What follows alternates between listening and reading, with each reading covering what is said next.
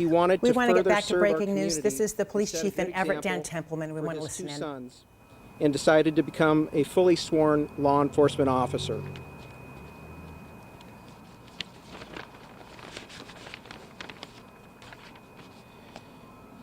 Everett PD was an easy choice for him, and he loved the community and the officers he was privileged to serve with every day. Dan graduated the Basic Law Enforcement Academy in 2019, and by the end of that year, had joined his patrol crew here in North Everett. He quickly gained the respect and admiration of his fellow officers and of the community he so faithfully served. Officer Rocha was a loving husband, father, and part of a large extended family. He leaves behind his wife of over 15 years and his two young sons. He has a large extended family who will miss him dearly. His family has asked for privacy while they process this tragedy. Please keep them in your hearts and your thoughts as they go through this terrible time. Officer Rocha will forever leave a void in our agency, in our community. We will be setting up a fund for his family and a memorial service to honor his service to our community. We will share the details of both the memorial service and the memorial fund shortly as more information becomes available. Thank you. Chief, how are you doing with this terrible news? It's coming on a day when officers from around the state and other places had gone to say goodbye to an officer or deputy in Tacoma, in the Pierce County area. How are you and your force doing?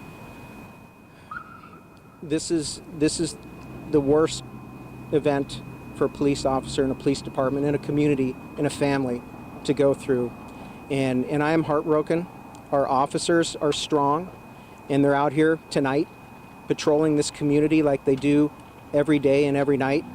But they are hurting. We as a department are hurting, and I think as a community, we're all hurting tonight. We know that it's a dangerous job, but are you ever prepared for this? Nothing can ever prepare you to deal with the loss of one of your own. It's tragic every time we hear and learn of a passing of a police officer who's out here just doing their job and serving the community in the best way they can.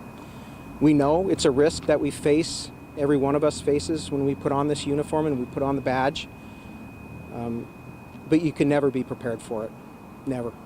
Chief, just today we laid to rest in Pierce County tragedy Don Colada. Did you ever imagine that something like this would happen to your department? You know, I think as a police chief, you always worry.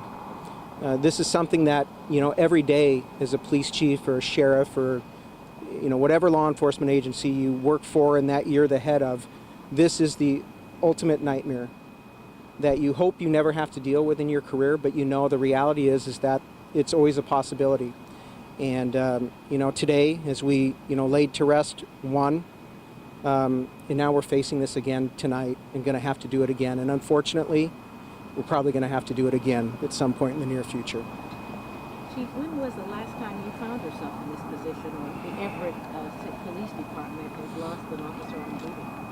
Yeah, it's been almost 23 years. So July 15th, 1999 is the last time we lost an Everett police officer in the line of duty. That was Officer Brian DiBucci, who tragically fell to his death off the Highway 2 trestle after a traffic pursuit.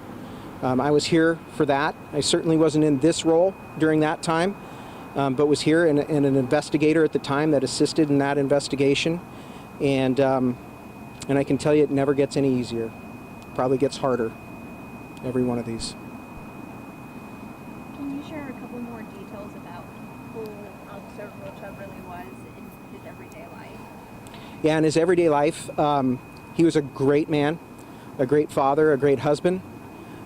His crew members loved working with him. He loved this job. You know, he came here as a parking enforcement officer originally and knew that this is what he ultimately wanted to do, was serve the community in this capacity. And he worked hard to become an Everett police officer. He loved what he did. He loved what he did. And he's going to just truly be missed. What message would you share with other law enforcement officials? I mean, we've heard from you and we've heard from Sheriff Troyer, who say this is not the first time. It's happened many times before, and